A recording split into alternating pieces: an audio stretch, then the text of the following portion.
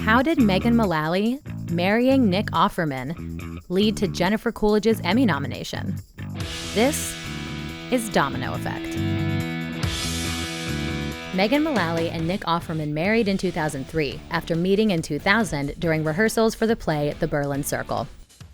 Mullally went with her husband to see her brother-in-law Matt Offerman do a show in a backyard in Van Nuys, California with his improv group Animals from the Future.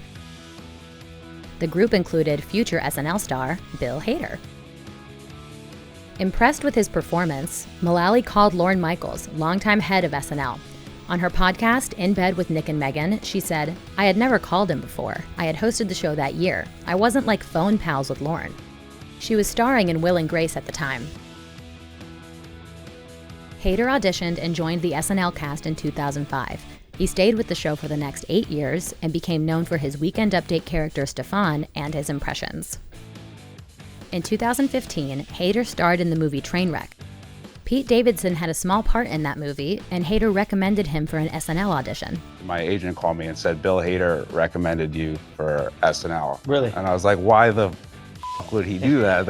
I was terrified.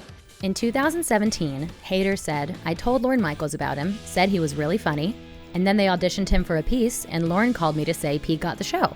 I was like, oh my God, that's wonderful."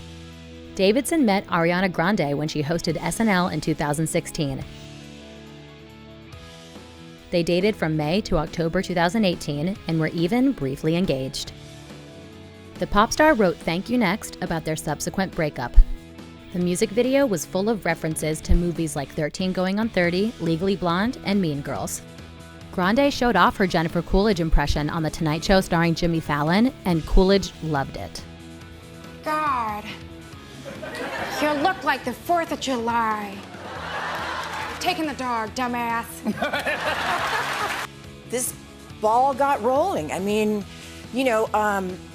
my friend who's like her age, Teresa, she was like, "Hey, you should DM Ariana." And this response came back, and then next thing you know, I was like going to her house getting fit for a wardrobe fitting for Thank You Next. So that was all because of Jimmy Fallon and, After Coolidge won her Golden Globe in 2023 for playing Tanya McQuad in The White Lotus, she said Grande putting her in that video was a turning point in the younger generation bringing her back. She told Grande, "I'm curious if you know that when people ask about how my life has changed, yes, I got to do White Lotus. But I think it really started with you asking me to be in the Thank You Next video." Coolidge won an Emmy for the role and has been nominated for a second. Thanks, Megan Mullally.